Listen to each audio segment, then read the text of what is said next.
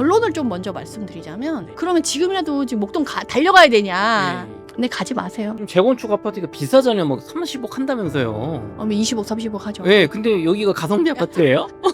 새로운 정부가 들어서서 뭔가 달라질 것 같다 마음을 갖고 계실 텐데, 솔직하게 얘기하면 아무것도 없다. 서울 부동산이 3년 동안은 공급 가뭄이다. 이거는 변할 수가 없잖아요. 네. 다만 당장 폭등할 거다. 이건 절대 아니라는 걸 말씀드리고 싶어요. 왜냐면 메디테라님, 그럼 GTX B하고 C는 하긴 하는 거예요? 그쵸, 하긴 하죠. 28년 개통은 어렵다. 그럼 한 30년에 되는 겁니까?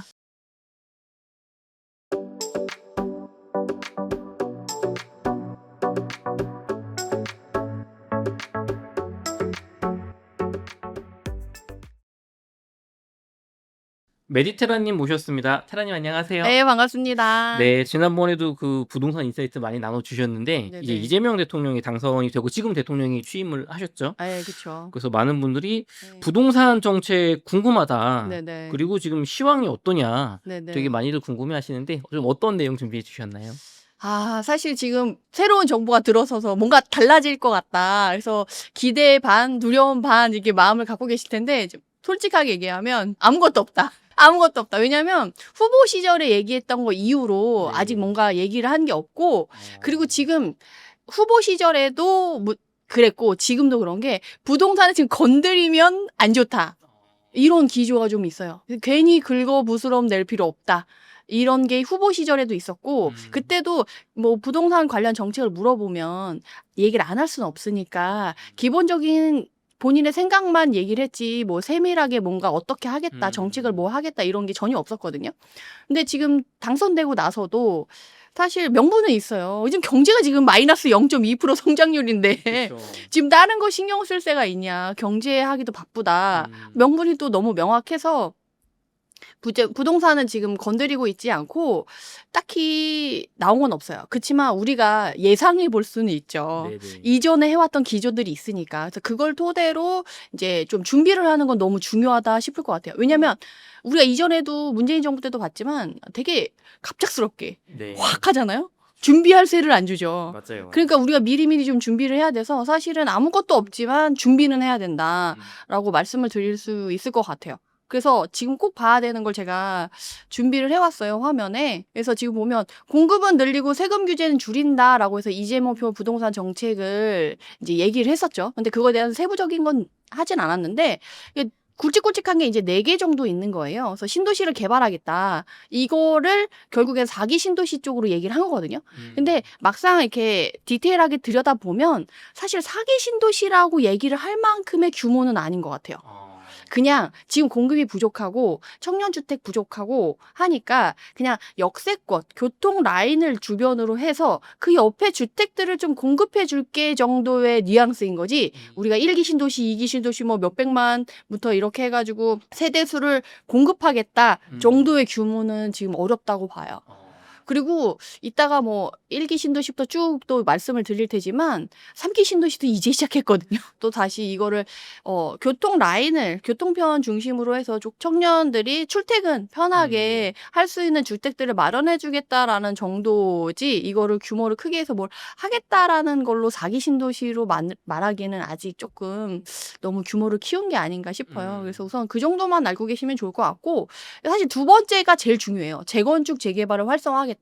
결국 이게 공급 부족에 대한 해답으로 이걸 가져가겠다라는 얘기거든요. 네. 지금 제가 지난번에도 말씀드렸는지 모르겠는데, 향후 서울 부동산이 3년 동안은 공급 가뭄이다. 이거는 변할 수가 없잖아요. 네. 이거는 이제 절대적인 진리로 거의 네. 이제 박혀서 가는 거라서, 이걸 어떻게 해결할 거냐라는 방안으로 이제 재건축 재개발을 활성화해서 가겠다라는 건데, 사실 지금 계획을 발표하고 땅을 파고 해도 3년 안에 공급은 어려워요. 왜? 지금 당장 땅을 파도 시작하기 어려운데, 지금 계획을 세운다 그럼 땅 파는데 또 3년, 5년, 10년 걸리거든요.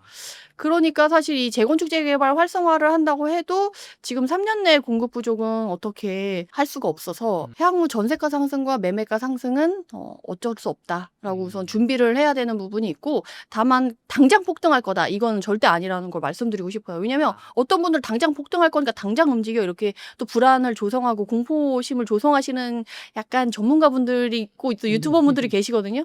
근데 저는 약간 그거에 생각에는 좀 반하는 쪽이라서 왜냐면 부동산 시장이 심리에 의해서 확 움직이는 건 맞지만 그렇게 확 폭등하고 폭락할 정도로 주식만큼 막 등락이 있는 건 아니라서 그거는 조금 너무 불안해하지 않으셔도 된다. 근데 다만 재건축 재개발 활성화는 만약에 민주당이 아니고 국힘 쪽에서 후보자가 대통령이 됐어도 똑같이 가져가는 기조였거든요. 근데 문제가 재건축 재개발 활성화라는 목표는 똑같으나 그걸 이루어가는 방향성이나 방법적인 부분에서는 확연히 큰 차이가 있어요. 첫 번째로 제일 대표적인 건 재건축 초과이익 관수제를 국힘에서는 폐지를 하겠다. 민주당에서는 생각 아직 없다. 이런 식으로 얘기했거든요. 그래서 재건축 재개발을 활성화하려고 하면 사실 재건축 초과이익 환수제가 큰 걸림돌이 되긴 하거든요. 근데 이 활성화하려고 했을 때 방향이 다른 거죠. 그래서 민주당에서 원하는 재건축 재개발 활성화랑 생각하는 방향은 앞에 세 글자가 좀 생략돼 있다고 보시면 좋아요. 공공성을 가진 재건축 재개발을 활성화하겠다라는 거죠. 느낌이 딱 오시죠? 네. 표정을 보니까 느낌이 딱 받으신 것 같아. 왜냐하면 이제 재건축 재개발을 활성화할 때 뭐 용적률을 상향해 주겠다. 사업성이 안 나오니까 뭘 해주겠다. 혜택을 주면 그만큼 기부 체납이나 공공성을 위해서 기여를 하라는 거예요. 임대주택을 더 넣고. 근데 지금 보시면 아시겠지만 재건축 재개발을 진행하고 있는 많은 단지들이 그런 걸 제시했을 때 주민들의 반발을 막기는 쉽지 않거든요. 그거 왜 이렇게 어렵나요, 그거? 매력적이지 않은 거예요? 그렇잖아요. 압구정 현대아파트 임대주택 들어간다고 생각해 보세요. 한강변 라인에. 그것도 한강변 라인에 끼겠다는 거야. 그 뷰가 나오는 몇 억짜리. 지금 반포 원베일리가 한강변 나오는 게 지금 70억 이상으로 거래가 되고 있잖아요. 네. 그리고 한강변 뷰가 안 나오는 원베일리 같은 경우는 60억대에 나와요. 지금 뷰값이 10억이 넘어가는 상황인데 압구정 현대아파트에 한강변 보이는 거를 임대주택으로 깔아라. 받아들이실 수 있겠어요? 그 조합원 본인의 돈을 갈아놓고 영혼을 갈아놓고 거기서 30년째 지금 살고 계신 분들이 많은데 한강변을 나보고 포기하라고? 게다가 본인은 한강변을 보고 있었어. 근데 재건축이 됐을 경우 한강변은 임대주택 주고 너는 한강변 보지 마 라고 하면 반발이 클 수밖에 없죠. 그럼 이제 진행이 안 되는 거예요. 그러니까 이제 재건축 재개발을 활성화하겠다라고 하지만 사실 활성화하고 있어, 열심히 노력하고 있어라고 하지만 이면에는 지체될 가능성이 좀 높은 거죠. 그리고 지금 분담금에 대한 부담감이 워낙 커졌잖아요.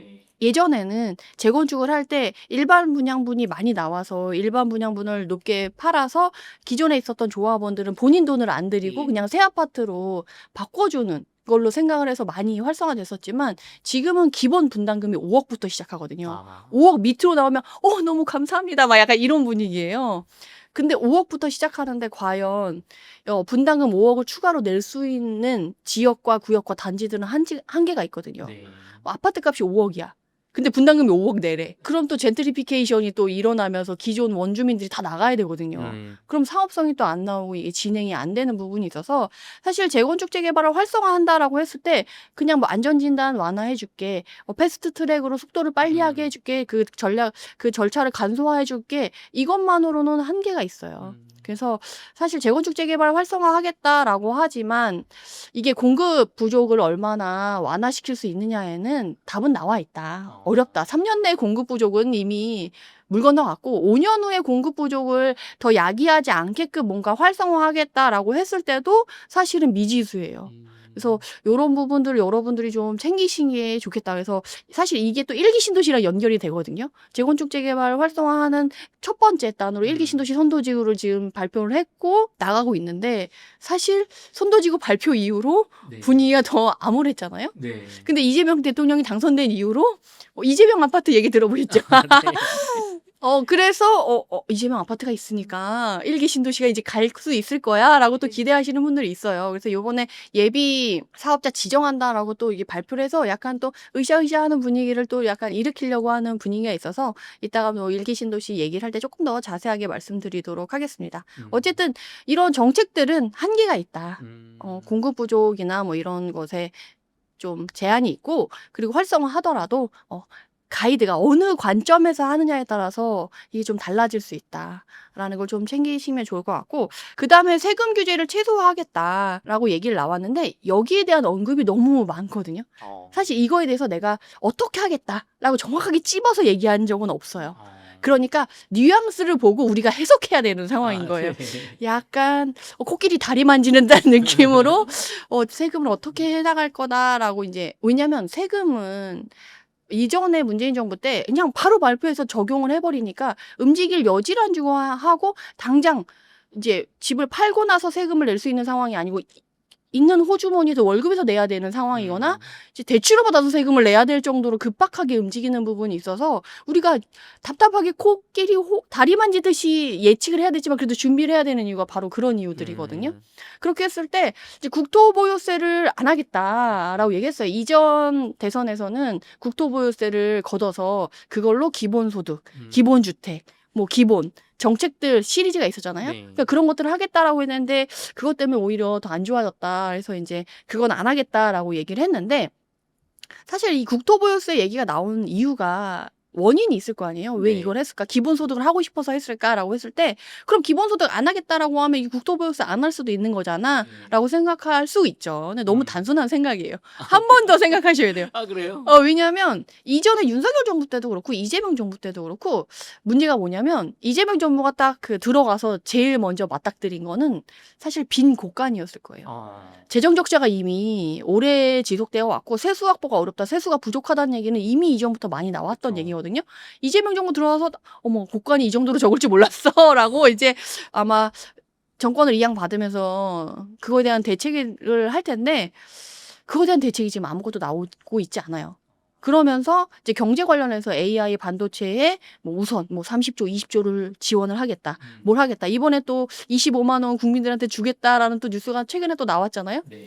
좀 재정을 쓰겠다라는 발표는 엄청 나오고 있는데 그 세수는 어디서 확보할 거냐에 대한 답은 지금 나오고 있지 않아요. 그래서 사실 이 국토보유세가 나온 이유가 이 세수를 확보하기 위한 하나의 방안으로 나온 건데, 세수 확보 방안이 나오지 않은 상태에서 이전에 담았던 말을 그대로 믿고 가기에는 다들 이렇게 두려움에 떨게 된다라는 거죠. 그렇군요. 네, 왜냐하면 이전에 문재인 정부 때 부동산을 통해서 세수를 걷었던 그런 네. 달콤했던 그런 방법과 순간들을 잊을 수가 없거든요. 그리고 너무 손쉽거든. 그리고 지금 너무 아시잖아요. 민주당의 대통령, 민주당의 거대 여당, 네. 법안을 만들면 바로 통과. 지금 권력이 이전에 그 어떤 때보다 지금 집약돼 있는 상황이라서 지금 거의 뭐 원하면 뭐든지 할 수 있다라는 분위기잖아요. 그런 부분에서 지금 세금 규제를 최소화하겠다라고 대통령 되기 전에 후보 시절에 얘기를 했는데, 그때 많이 얘기하셨던 게 왜 갑자기 진보인데 보수처럼 얘기를 하냐. 자긴 중도 보수 할 거다. 왜 뭐 바뀔 수 있는 거 아니냐라고 했으면서 말한 게 그 이유가 상황이 바뀌었다. 그렇기 때문에 상황이 바뀌었으니까 내가 바뀌는 건 맞다라고 이제 정당성을 얘기하셨는데, 후보의 시절과 당선이 되고 나면 또 상황이 바뀔 수 있는 거잖아요. 당선되기 전에는 나는 이렇게 심한지 몰랐다. 곳간이 이렇게 비어있는지 몰랐다. 그래서 그렇게 하려고 했는데 막상 당선이 되고 보니까 곳간이 이렇게 너무 비어있어서 세수 확보가 너무 부족한 상황이고, 지금 경제 너무 힘든데 어떻게 해서든 세수를 확보해야 되고, 이런 면에서 그럼 이런 걸 해야 되지 않겠냐 라고 얘기를 하면 명분도 있잖아요. 그리고 상황이 바뀌었잖아. 본인이 일관성 있게 말을 또 한 거잖아요. 네. 그런 면에서 타격이 그렇게 크지 않을 수 있겠다라고 생각할 수 있는 거죠. 그렇게 했을 때 사실 국토보유세라는 이름 네임택이 네. 국민들의 저항이 너무 심한 단어다. 그러면 이름은 언제든지 또 바꿀 수 있는 거예요. 네임택을 언제든지 바꿔 낄 수 있는 거라서 과연 이 네임택을 바꿔서 어떤 방식으로 적용하냐, 이게 관건인 거예요. 그렇게 했을 때 지금 거래가 이전에 연평균 거래량이나 월평균 거래량을 봤을 때 너무 적어요. 전국적으로는 5만 건 한 해에, 서울 부동산이 5만이고 월 평균 거래량이 5천이고 전국은 50만이에요. 근데 그 거래량이 지금 전국적으로는 30만에서 40만 정도만 되고요. 서울 부동산은 지금 한 4천? 건 정도 연평균 월평균 거래량의 밑도는 정도로 거래가 돼요. 그러니까 거래가 활성화되지 않았다라는 거죠. 그리고 전국적으로 보면 지금 이 화면을 보시면 아시겠지만 시퍼래요. 서울, 세종, 울산만 좀 빨갛고요. 네. 보합도 없어요. 아. 시퍼렇거든요. 그래서 사실 서울 부동산만 보고 상승이네 막 지금 슈퍼사이클이네 가격이 너무 오르네 이렇게 얘기하면 괴리감 느끼시는 분들 너무 많거든요. 그리고 난 집 나온 지 6개월 됐는데 1년 됐는데 집 보러 아무도 안 와. 지금가 사실 뭐 반포 우리가 정말 비싸다고 하는 핵심 지역만 안전자산화 돼서 거기는 자본시장인 거지 사실 이제는 부동산 시장이 아닌 거거든요. 근데 거기를 보고 부동산 시장이 너무 올라서 규제해야 돼. 이건 사실 지금 안 맞아요. 근데 전문가들은 조회수가 잘 나오고 본인이 파악하기 편하니까 이제 서울 부동산만 얘기를 하고 서울 부동산의 노도강은 또 힘들거든요. 여기서 지금 제가 또 잠깐 자료를 갖고 왔는데 노원구 상계동의 재건축의 제일 대장 아파트가 상계지구 6단지거든요. 네. 노원역 바로 앞에 있고 여기 창릉역 그 창원 역세권 개발 네. 바로 옆에 있어가지고 대장 아파트예요. 24평이면 서너 평형이잖아요. 네. 떨어진 이유로 아직도 헤매고 있어요. 음. 같은 서울이라도 이렇게 다른데 아. 좋은 것만 얘기하면서 상승하고 있다, 규제해야 된다 이러면 이제는 저거 뭐야? 뭐 안 오르는 집은 집도 아니야? 약간 반발심이 일어나는 시기라는 거죠. 네. 그래서 지금은 사실 그렇게 얘기하면 안 될 것 같아요. 그래서 그런 부분에서 이제 규제를 좀 하지 않고 지금은 사실 지방 활성화 정책에 대한 고민을 좀 해야 되지 않을까 그런 생각이 들어요. 그렇군요. 그러면 지금 뭐 정책적인 거는 조금 더 나와봐야 되겠지만 뭔가 공급적으로는 크게 풀 수 있는 게 없어 보이고.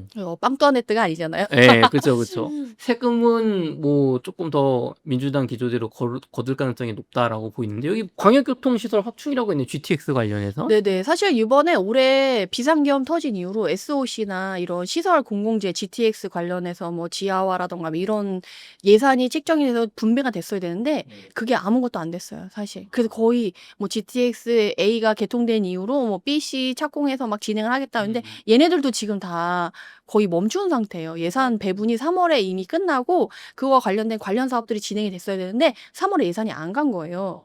그런 상태에서 지금 이렇게 된 상태라서 그럼 그걸로 추가로 예산을 받아가지고 뭐 이렇게 하기에는 집 AI도 줘야 되고 반도체도 줘야 되고 25만 원도 줘야 되고 과연 될까? 메디테라님, 그럼 GTX B하고 C는 그 윤석열 정부 때 착공식을 했잖아요. 네네. 착공식하고 지금 진행이 안 되고 있어요. 그러면 지금 B하고 C는 첫 번째 하긴 하는 거예요? 그렇죠. 하긴 하죠. 그럼 두 번째 하기는 할 건데 실제로 파고는 있지는 않은 거예요? 28년 개통은 어렵다.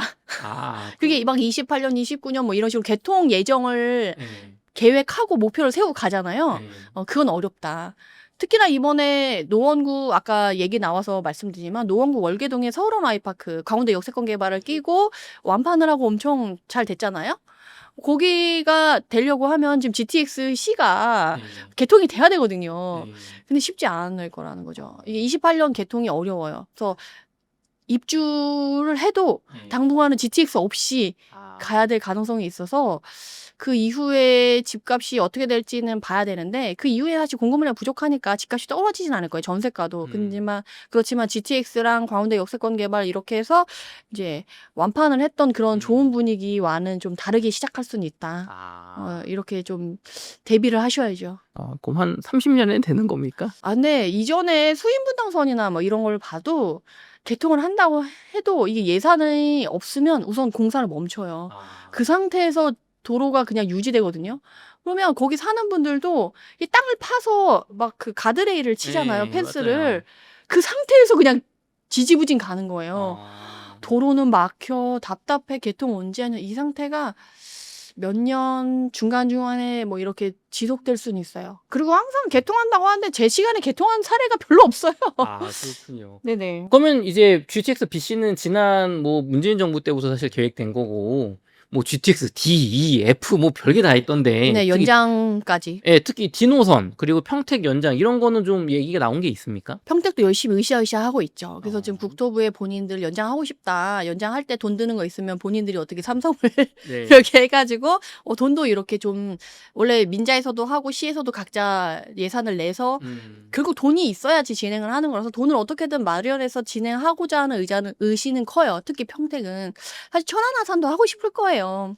근데 천안 아산은 돈을 마련할 수 있을까 없을까에 좀 그거를 조금 고민을 해봐야 되는 부분이고 평택은 의지도 있고 돈도 마련하려고 하면 좀 삼성이 있으니까 할 수 있지 않을까 뭐 기대를 해보는데 우선 뭐 기존에 있던 노선들도 쉽지는 않고 또 여기서 여러분들이 챙겨야 될 건 사실은 GTX B, C, 막 E, F 막 이런 게 있잖아요. 근데 노선들이 개통을 해도 생각보다 빠르진 않을 수 있다. 그러니까 속도가. 속도가. 개통이 되더라도 본인이 썼을 때 이전에는 막 한두 시간 걸렸던 거를 이제는 막 20분, 10분 만에 이동을 할 수 있어. 이런 게 사실은 파주 운정신도시만 가능해요. 아, 그래요? GTX A. 왜요? 그래서 여기 관련자분들의 관련된 강의를 제가 또 들으러 갔잖아요. 네. 공부를 열심히 합니다, 제가. 네. 그래서 갔더니 GTX A의 파주 운정신도시 라인이잖아요. 서울역에서 운정신도시까지의 라인은 새로 만든 거예요, 라인을. 그래서 기존에 있던 라인에 복합적으로 같이 쓰자, 노선을 같이 쓰자 이게 아니고 새로 만든 거예요. 그러니까 속도를 내려고 했을 때 GTX가 최고로 낼 수 있는 속도까지 내서 빠르게 갈 수 있는 거죠. 네. 근데 기존에 있었던 노선을 쓰는 B나 C나 뭐 A의 기존에 있었던 노선을 복합 노선을 쓰게 되면 누가 와. 네. 다른 노선이 와. 네. 그럼 잠깐 기다리고 비켜줘야 되고 네.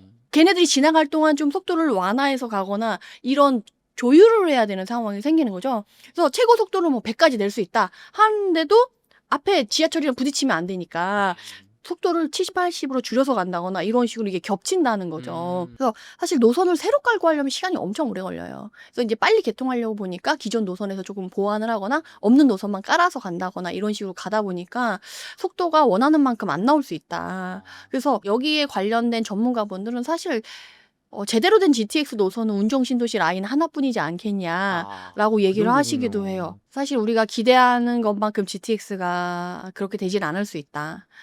요 정도는 좀 알고 계시면 좋을 것 같아요. 그러니까 우리는 너무 기대를 해. 그리고 저도 부동산이 본격적으로 공부하기 전까지는 정부가 뭐 발표하고 뭐 해주겠다 그러면은 나라인데 공권력이 있고 공신력이 있고 아무래도 신뢰가 있으니까 나라가 얘기하고 안 지키겠어 설마? 이렇게 생각하고 저는 믿었거든요. 네. 하나도 안 지키더라고요. 뭐 한두 개 지킬 수도 있지만 이전에 윤석열 정부도 마찬가지고 뭐 민주당이라서 그런 건 아니고 민주당이든 국힘이든 어느 쪽이든 발표를 해. 근데 상황이 바뀌면 안 지키는 경우가 너무 많더라고요. 이전에 그 보면. 위례 신도시 분들 결국에는 지금 뭐 17년째 기다리고 계시죠. 왜 안 해주는 거예요? 그거? 돈이 없어가지고요. 그 돈을 분담금을 냈잖아요, 들어갈 때. 근데 민자 들어와서 그때 삼성인가 어쨌든 건설사가 들어오잖아요. 네. 걔네들이 이제 너무 자재비도 오르고 이게 사업성이 안 나오니까 못 하겠다 그러고 손을 놔버렸어요. 그리고 계약금이나 이런 것들 있잖아요. 그냥 포기하고 안 하게. 그리고 발을 뺐어요. 그래서 나라에서 그러면 조금 더 SOC에 대해서 예산을 더 확충해가지고 한 700억 정도 더 줄 테니까 새로운 그럼 시행사를 찾아가지고 시공사를 찾아가지고 하자라고 해서 한 799억인가 뭐 더 추가해가지고 새로 시공사나 건설사를 입찰을 하라고 했대요. 두세 차례 했는데 아무도 입찰을 안 한 거죠. 그러니까 아무도 이게 수익이 안 나니까 입찰을 안 한 거예요. 그러니까 진행이 안 되는 거죠. 그래서 지금 위례가 너무 울상인데 그래도 너무 걱정하지 않으셔도 될 건 위례 사시는 분들 집값 그래도 8, 90% 전고점 올라왔거든요. 네. 그래서 조금 뭐 1, 2기 신도시 얘기할 때 자세하게 좀 더 그 부분은 말씀드리도록 하겠습니다. 어쨌든 지금 전국적으로는 좋지 않고 전세는 그래도 서울, 경기, 충북 쪽으로는 좀 괜찮다. 그래서 지금 전세가가 막 많이 오르고 있다라고 생각하실 수가 있는데 실질적으로 보면 공급 물량이 있는 지역들은 파란색이잖아요. 네. 전세가 상승을 크게 지금은 막 크게 걱정하진 않아도 된다라는 걸 말씀드릴 수 있겠고 그리고 지금 막 거래가 막 활성화돼서 막 우선 지금 거래되면 다 신고가 찍는다고 뉴스에 나오잖아요. 거래량이 적어요. 지금 매수 우위 지수라고 해서 매수 심리를 보면 이제 빨가면 빨갈수록 매수자가 많고 조급하게 생각하실 필요가 있는데 네. 지금 청정 지역이잖아요. 전국이 청정 지역이에요. 빨간색이 없네요. 네네. 지금 세종만 한번 빨간색이 2월 달에 떴다가 잠깐 떴다가 사라졌잖아요. 네. 지금 청정 지역이에요. 매수 우위 지수가 막 사겠다고 달려드는 지역은 지금 없다 전국적으로. 근데 거래가 되면 신고가를 왜 찍냐? 그거는 정말 일부 지역의 일부 단지에 매물이 지금 다 싹 들어갔어요. 예를 들면 오늘도 추천 지역으로 제가 하나 갖고 왔던 지역이 있는데 그 지역 같은 경우는 매물이 지금 거의 다 들어갔어요. 그리고 계좌를 달라고 하면 안 줘요. 제가 이런 표현을 그 현장에서 처음 들었거든요.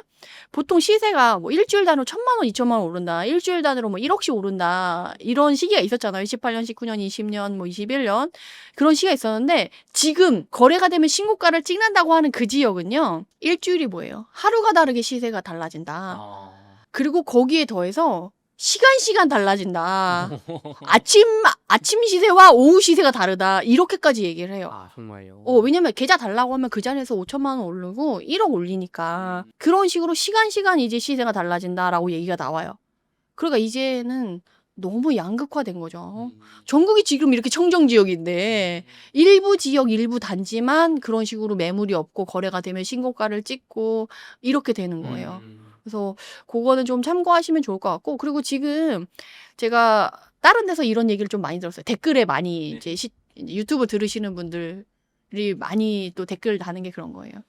서울 부동산만 부동산이냐? 왜 지방 얘기는 아무도 안 해주냐? 맞아요. 조회수 나올 것 같은 지역만 얘기하고 왜 우리 지역은 얘기 안 해줘? 당선됐는데 우리도 조금 시장 분위기 그쵸. 알고 싶어 얘기하시거든요. 그래서 제가 준비를 한 게 지금 2023년부터 서울 수도권이 회복이 되기 시작했거든요. 네. 그래서 지방 분들이 언제나 우리가 좀 괜찮아지려나 우리 시장 분위기는 어떠냐 궁금해 하셔가지고 준비를 한 건데요. 23년 1월부터 해서 최근까지를 보면 서울 수도권과 충북, 세종 이쪽까지는 그래도 여기까지는 좀 상승이 있었다.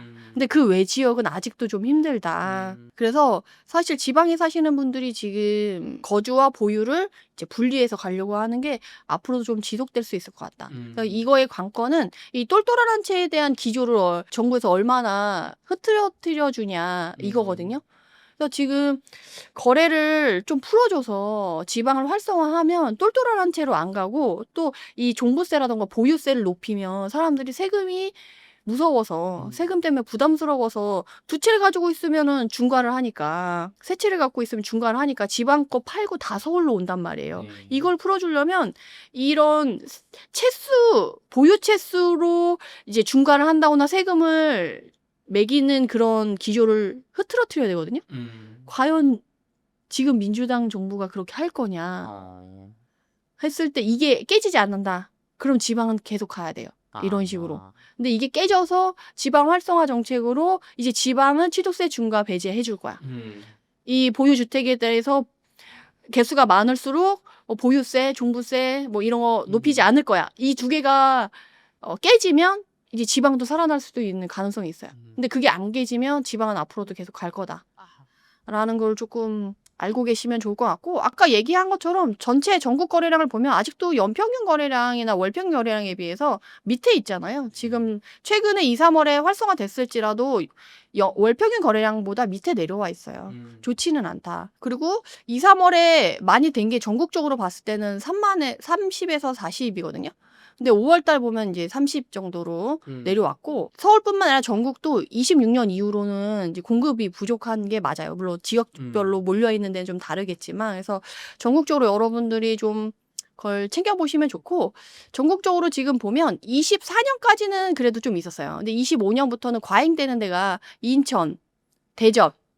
대전 요새 힘들거든요. 미분양 네. 많고 맞아요. 도화신도시 빼곤 좀 힘들다고 네. 많이 나와요. 그리고 충북 쪽에 청주 쪽이나 이런 쪽에 좀 과잉이에요. 나머지는 적정하거나 부족하잖아요. 그래서 이후에 이러면 부족한 지역들의 지방은 전세가는 올라올 수 있어요. 근데 매매가는 올라오긴 쉽지 않을 수 있다. 그런 것들이 깨지지 않으면. 그리고 그게 26년, 27년까지 좀 유지가 될 가능성이 높죠. 대전은 지금 25년도에도 과잉인데 27년에도 과잉이죠. 대전은 좀 앞으로도 좀 쭉 힘들 수 있다. 이런 걸 좀 자료를 보면서 좀 생각을 해보실 수가 있겠다. 그래서 이렇게 전국 분위기를 말씀드릴 수 있겠고 서울도 4월 달에 원래 세종 2, 3월에 세종 다음에 서울이었거든요. 네. 4월 되고 나서 서울의 거래량이 좀 줄었어요. 중간으로 내려왔죠. 네. 5월 되고는 더 내려왔어요. 아. 그러니까 서울은 거래할 사람은 이미 다 거래하고 이후에 거래하는 양은 줄어들면서 신고가 찍고 정말 누가 봐도 핵심 자산으로 내가 오래 가져갈 거다 하는 것만 신고가 찍고 거래하고 있다. 이렇게 보시면 될 것 같습니다. 좋습니다. 저희 그럼 이어서 2부에서 이제 내 집 마련 고민하시는 분들 좀 서울에 가성비 아파트 뭐가 있는지 네네. 알아보도록 하겠습니다. 테라님, 서울에 이제 아파트 가격이 많이 오르다 보니까 야, 이거 정말 과거처럼 한 6억 이하 뭐 한 8, 9억대 이하로 좀 내 집 마련하는 게 정말 쉽지 않다. 뭐 이게 역에서 멀고 세대수가 작고 오래됐고 마음에 안 든다고 하시는데 요즘 내 집 마련하시려는 서울 분들은 주로 어느 정도 가격대의 집을 가장 많이 문의를 하시나요? 2023년도, 2024년도에는 막 20억대, 30억대를 많이 샀어요. 왜냐면 그때는 막 2022년에 자이언트 스텝을 밟으면서 네. 정말 급락했던 데잖아요. 그러니까 정말 누가 봐도 딱 들었을 때 여기 뭐 압구정 현대, 음마 아파트 막 이런 누가 전국이 들어도 알만한 그런 단지들만 사람들이 안전하다고 생각한 거예요. 그래서 비싼 거를 비싼 돈 주고 사는 게 돈을 버는 거다라고 생각을 해서 그때 거래가 많이 됐어요. 근데 실제적으로도 그렇게 됐고요. 뭐 잠실 얘기를 제가 많이 예를 드는데 송파의 잠실의 1세지 같은 경우는 30평대가 18억에다가 지금 30억이 됐거든요. 2년 만에. 그러니까 답이 맞았네. 그게 맞았네가 되는 거예요. 근데 거기 안에서 이제 거래할 만한 사람도 거래를 했고 가격이 오를 만큼 어느 정도 올랐다라고 생각하니까 이제는 그 에너지가 거기는 너무 힘들어. 이제는 좀 가보자라고 해서 가격대가 서울 같은 경우는 지금 24년도부터 20억 밑으로 내려오기 시작해서 25년 들어와서는 10억에서 15억 사이에 단지를 찾으시는 분들이 많아요. 그래서 한 7, 8억 정도 갖고 계시면서 대출 받아가지고 한 10억에서 15억에서 가성비 있는 단지, 그리고 이전에 비해 20억, 30억이 많이 올랐으니까 이제는 그 가격대에 있는 단지들이 이제 상승할 가능성이 높으니까 그런 아파트들 찾으시는 분들이 좀 많으시더라고요. 그러니까 요새 진짜 웬만한 아파트 살려고 하면요 20억 정도 전후 돼야 그래도 대단지고 뭐 역세권이고 학군 있고 본인의 마음에 드는 조건에 드는 단지를 고를 수가 있고요. 네. 이제 10에서 15억 되면 이제 조건을 하나씩 좀 내려놔야 돼요. 여기서 조금 멀거나 아니면 학군이 조금 떨어진다거나 아니면 대단지가 아니라거나 뭐 이런 식으로 좀 마음을 좀 내려놔야죠. 그러면은 지금 요런 상황에서 그래도 좀 가성비 있다. 지금 괜찮다. 서울 내에서 이런 아파트 좀 그런데 좀 소개 좀 해주실 수 있을까요? 제가 그래가지고 또 여기 웅달책방에서 그런 걸 좀 듣고 싶다라고 얘기해가지고 네. 제가 공부를 많이 해왔어요. 옛날 같으면 거의 30만 원짜리 강의에 풀 정보를 제가 야, 유료 지금 강의급. 준비를 해왔는데 이걸 솔직히 제가 이렇게 강의에서 풀 거를 이렇게 무료로 유튜브에서 푸는데 이걸 들으시는 분들은 너무 손쉽게 들으시는 거예요. 그래서 이 가치를 모르고 그냥 흘려버리실 수가 있는데 조금 주의 깊게 본인이 고민하고 있었다라고 하면 정말 좀 심각하게 들어보시고 바로 임장도 가보시고 하기를 추천을 드릴게요. 왜냐하면 이게 정말 가치 있는 정보거든요. 그렇게 했을 때 왜 제가 여기를 추천하냐라고 하면 지금 2025년 4월 1일 기점으로 잡은 게 2월, 3월에 토지거래허가구역 해제 재지정되면서 시장이 한번 또 확 흐트러뜨려졌거든요. 근데 그럼 그 이후에 좋아질 지역들을 보려고 하면 4월 이후의 지역을 봐야 돼요. 그래서 4월 1일부터 최근까지의 기간의 데이터를 가져온 건데 서울이 다 빨갛죠. 네. 금천구랑 도봉구만 파래요. 양극화에 정말 극단에 있죠. 그렇게 했을 때 그래도 지금 상승세 좋은 단지들 순으로 나열을 했을 때 1위가 역시 강남구예요. 거래되면 신고가 찍는 강남구, 송파구. 그 다음이 이제 양천구예요. 토지거래허가구역 해제 재지정되면서 흔들렸던 지역 두 개가 상위권 1, 2위를 차지하고 있고 그냥 토지거래허가구역이 한 번도 해제되지 않으면서 쭉 갔었던 양천구가 들어왔어요. 양천구는 소리 없이 강한 지역. 네. 속도는 빠르지 않지만 강한 지역으로 여러분들이 알고 계시면 좋을 것 같아요. 근데 최근에 양천구가 좀 많이 들썩들썩하고 뉴스에 많이 등장했어요. 네. 그러면서 뉴스에서 제목을 좀 잘못 뽑으시는 경우가 있거든요. 학군지 다시 떠오르고 있다. 사람들이 학군의 진심이다. 맹모 삼촌 다시 시작된다. 막 이런 식으로 얘기하거든요. 아닙니다. 아니에요? 아니에요. 목포하면 학군으로 유명하잖아요. 네, 옛날에 비해 그러니까 학군이 많이 가치가 좀 떨어졌어요. 왜냐면 이전에 30년, 10년 전에 비해서는 학군 지역이라고 하면 사실은 봄이사철, 가을사철에 거래가 많이 일어나지 않고 오히려 여름방학, 겨울방학에 거래가 많이 되는 지역을 학군 지역이라고 하는 거거든요. 왜냐면 아이들이 전학을 많이 안 가고 이제 전학을 가게 되더라도 학업에 영향을 안 미치게끔 방학의 음지이거든요. 그래서 이제 학군 파워가 얼마나 세냐에 따라 거래량이 그쪽에 몰려 있냐. 그리고 그 시기에 가격이 얼마나 올라가냐에 따라 이제 가게 되는데 최근에 학군지의 분위기를 보면 겨울방학인데도 움직이질 않아요. 아, 그래요? 거래량이 많이 안 나와요.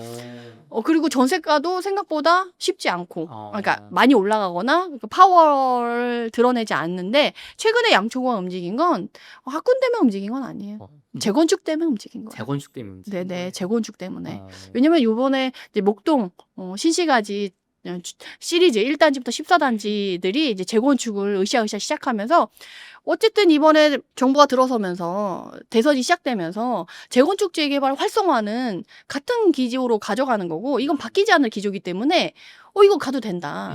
그리고 양천구의 목동의 이런 신시가지 재건축이 그래도 거래되면 신고가를 찍는 이유 중에 하나가, 사실은 민주당에서 이번 대통령이 나오고 재건축 네. 재개발을 활성화한다고 했잖아요. 근데 그거에 대한 가장 큰 걸림돌이 재건축 초과이익 환수제거든요. 네. 그걸 폐지하지 않겠다. 그럼 당장 사업 시행 인가를 받거나 관리 처분 인가를 받아가지고 당장 네. 이제 준공을 앞두고 있는 단지들 경우는 재건축 초과이익 환수제라는 세금이 너무 무겁게 느껴지는 거예요. 네. 이걸 가야 되나 말아야 되냐, 좀 기다려야 되냐, 약간, 그리고 조합원들의 갈등 막 이런 것들이 되면서 조금 주춤주춤한 부분이 있거든요. 근데 목동은 그런 거 신경 안 써도 되거든요. 이제 뭐 안전진단하고 추진위원회하고 조합 설립도 안 됐어. 그 재건축 초과이익 환수제의 얘기는 10년, 20년 이후의 일이에요. 아, 그게 너무 먼 얘기인 아, 거지. 지금은 이제 막 조합 만들고 막 초기니까 네. 이거 단계 초기에 될 때마다 오르는 그 상승분을 관심이 가질 때지, 이거 나중에 다 되고 나서 돈 내는 거는 나중 얘기다. 네, 너무 먼 얘기죠. 이건 우리랑 상관없는 거예요. 그러니까 더 신고가를 찍어줄 수 있는 거예요. 왜냐면 당장 눈앞에 있는 애들은 주춤주춤 하거든요. 네. 또 지난번에 제가 지난 시간에 광명 얘기 들었을 네. 때 거기 자이더 헤리티지 같은 경우는 지금 당장 매매하면 재건축 초과이익 환수제에 해당하는 세금을 내야 돼. 네. 이러면 이제 거래 자체도 주춤주춤 하게 되는 건데, 목동은 뭐 빨리 돼도 10년인데 뭐 그 사이에 뭐 거래하고 뭐 출렁임도 있고 뭐 할 텐데 거기까지 신경 쓸 필요 없다. 그러니까 지금 더 잘 가는 거예요. 그리고 재건축 이런 부분에 활성화돼서, 게다가 목동은 신시가지 1단지부터 14단지까지 하면 거기만 해도 거의 미니 신도시급도 아니고 완전 신도시급이 생기는 거거든요. 맞아요. 택지를 지정해서 이제 새로 개발하기에는 서울 택지가 없어요. 네. 근데 목동은 1단지부터 14단지까지만 재건축을 끝내도 거의 택지지구를 지정해서 신도시를 개발하는 급의 규모로 새로운 도시가 탄생하는 거게 되는 거거든요. 그러니까 역대급이 되는 거죠. 이제 서울에서 얼마 남지 않은 이제 신도시가 개발된다라는 느낌으로 가는 거죠. 네. 게다가 이미 학군도 마련되어 있어. 맞아. 신도시는 개발이 되면 학군이 거의 기본부터 시작해서 만들어지는데 10년, 15년 걸리거든요. 근데 목동은 이미 갖고 있어. 그리고 인프라도 되어 있어. 그러니까 이제 신시가지 아파트만 새 걸로 들어서면 이제 막강 파워가 되는 거죠. 그래서 이제 목동 양초구가 이제 잘 가고 있다. 상승세가 3위예요. 1.85%. 아니 근데 이렇게 많이 오르고 지금 재건축 아파트가 비싸잖아요. 막 30억 한다면서요. 아마 20억, 30억 하죠. 네, 근데 여기가 가성비 아파트예요? 아, 그래서 말씀드려요. 이 강의급이다. 어. 여기서 틈새를 찾아내는 게 노하우? 강사들의 이런 그 쪽집게 강사 같은 그런 네. 느낌을 살려주는 건데, 이걸 제가 요번 유튜브에서 살린 거죠. 이제 서울에서 5월 1일 이후로 지금 계속 나타나는 것 중에 하나가 이제 전세가 상승이거든요. 네. 그렇게 봤을 때 지금 강동구, 송파구, 광진구 있는데 양천구는 지금 없잖아요. 네. 그래서 제가 목동이 만약에 학군 파워였으면 전세가가 더 올랐어야 되는데 그렇진 않다라는 걸 좀 한 번 더 말씀드리고, 지금 토지거래 허가구역이 계속 진행이 되는데 목동 보시면 아시겠지만 다 1단지부터 14단지까지 쭉 다 그냥 토지거래 허가구역에 묶여 있다. 네. 라고 보시면 되고, 용적률이 이렇게 좀 나와 있어요. 가구수나. 이것만 해도 몇만 가구예요. 지금 뭐 3만, 5만 막 이렇게 얘기가 나오니까 이렇게 보시면 되고, 그렇게 봤을 때 지금 리모델링도 같이 가고 있거든요. 그리고 제가 목동 신시가지 재건축 단지들에서 말씀드릴 수 있는 것 중에 하나가, 이번에 서울 도시공간 포털이라는 데서 목동 5단지에 대한 추정 분담금을 비교해 놓은 게 있어요. 그래서 목동에 들어갈 때 사실 분담금이 부담돼서 못 들어가겠다 하시는 분들도 꽤 되시거든요. 맞아요. 근데 5단지 같은 경우는 지금 보시면 아시겠지만 추정 분담금이 마이너스예요. 분담금을 이제 돌려받는다는 거지. 이제는 재건축해서 돌려받을 수 있는 데가 많지 않는데. 거의 없는데. 예. 그러니까 지금 목동이 핫한 거예요. 아. 그래서 사실은 목동 7단지가, 여기 보면 목동 7단지가 대장 아파트거든요. 네. 여기 목동 재건축의 대장 아파트가 7단지인데 여기 역도 끼고 있고 학군도 음. 좋고 여러모로 여기가 강세예요. 네. 근데 최근에 거래가 많이 되고 가격이 많이 오르고 그런 데가 5단지예요. 어. 대장 아파트 필요 없다. 분담금이 부담된다. 아. 그래서 지금 5단지로 많이 쏠려가고 있고 5단지뿐만 아니라 6단지도 지금 사람들이 너도 나도 몰려서 가고 있어요. 그 중에 하나가 속도가 제일 빨라요, 지금. 속도가 제일 빠른데 조합 설립이 이제 대나만의 이런 분위기예요. 아시겠죠? 이 완전 초기다. 네, 여긴 다 초기다. 음. 그래서 지금 특히나 이렇게 재건축을 진행하려고 하면 시에서 인허가를 빨리빨리 내줘야 되거든요. 네. 양천구청은 진심이에요. 이 양천구청 주요 업무 계획에 대한 이거를 정리해 놓은 시에서 올려놓은 자료거든요. 얘네들의 이 양천구청의 주요 업무는 재건축을 얼마나 빨리 해주냐야. 그래서 항상 첫 번째 나오는 게 재건축 활성화. 그렇게 해서 다른 지역들은 이런 업무 계획에 재건축 리스트를 넣어놓지 않거든요. 여기는 재건축 리스트를 넣어놔요. 그리고 이 얼마나 추진되고 있는지도 이렇게 넣어놔거든요. 그래서 지금 목동에 지금 6단지가 조합 설립 인가까지 됐다라고 요번에 나와 있고 나머지는 다 정비 계획이랑 지정고시 수준이에요. 네. 그러니까 완전 다 초기인 거죠. 네. 그래서 이것뿐만 아니라 리모델링, 모아타운 뭐 이런 거 해서 엄청 시에서도 여기는 재건축되면 가치가 달라질 거라는 걸 알고 있어요. 그래서 이 양천구청이 한번 또 이름이 달라지고 가치가 달라지면 구청장도 어때요? 본인의 이제 앞날에 꽃길을 깔 수가 있잖아요. 맞아요. 지난 한 7, 8년 전부터 그 부동산 스터디 카페 이런 데 글 보면 이제 목동 한물 갔다. 맞아요. 학군. 여의도 서쪽은 쳐다보지도 말아라. 맞아요. 그런 얘기 많은데 요즘은 또 가격이 오르니까 역시 목동 하면서 막 바뀌는 분위기인데 새 아파트 되면 또 날아가겠죠? 네, 맞아요. 근데 또 얘기를 하지만 이제 내가 서울에서 내 집 마련을 하려고 한다 그러면 저는 무조건 동쪽만 보시라고 말씀을 드리긴 해요. 왜냐면 서쪽에서는 양천구가 이게 본인의 호재랑 이런 저력이 있기 때문에 가는 거지 서쪽 지역에 있는 지역들이 다 가는 게 아니거든요. 강서구도 그렇고요. 뭐 그 옆에 있는 뭐 김포 뭐 주변에 있는 하물며 마곡도 상승률이 동쪽과 비교하면 좀 속상하거든요. 그래서 양천구는 지금 서쪽이 에너지가 퍼져서 서쪽까지 이제 간다라는 느낌으로 양천구가 가는 게 아니라 얘는 얘 혼자 따로 가는 거예요. 게다가 양천구를 살까 하면 또 고민하게 되는 게 송파거든요. 송파의 엘리트 가격이랑 지금 신시가지 목동 1단지부터 14단지 가격이랑 크게 차이가 안 나요. 그러니까 목동 살까 하면 송파를 고민하게 되고 거주를 해야 된다. 애들 학군을 생각한다 그러면 양천을 선택하는 거고 그런 거 아니야. 그러면 이제 송파로 가는 거죠.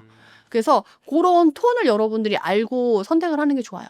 최근에 내 집 마련 정말 현명하게 하시는 분들의 똑같이 공통적으로 나타나는 행동 한 가지가 있어요. 완전 꿀팁이에요, 이거. 내가 절대가를 정해요. 뭐 10억짜리 집을 사겠다, 20억짜리 집을 사겠다라고 하면 예전에는 본인의 생활권 안에서 본인이 실거주할 수 있는 범위 안에서 단지를 골랐거든요. 요새는 그러지 않아요. 그냥 20억 만약에 단지를 사겠다. 20억에 해당되는 서울의 단지 리스트를 쫙 뽑아요. 거기서 최상급지로 그냥 가요. 실거주 생활권 필요 없이 그냥 가치가 있는 데로 가겠다. 이러니까 양극화가 더 심해지는 부분이고 쏠리는 부분이 있어요. 그래서 요새 현명한 사람들은 그런 식으로 움직인다. 그래서 그런 걸 말씀드릴 수가 있는데 가격을 보면 이제 5단지 그렇고 6단지 그렇고 7단지가 지금 재건축에서 대장 아파트인데 그러니까 제가 말씀드리고 싶은 건 뭐냐면 지금 5단지 추정 부담금에 대한 부담이 적어서 가격이 날아가고 있어요. 6단지 속도가 빨라서 가격이 날아가고 있어요. 7단지 대장 아파트라서 가격이 비쌌어요. 근데 이전에는 7단지가 제일 비쌌거든요. 근데 7단지, 5단지, 6단지가 가격이 비슷해졌어요. 어떤 걸 사야 돼요? 그러면 7단지가 또 더 좋은 거 아닙니까? 돈 있는 사람은 7단지. 분담금 부담된다. 그럼 5단지.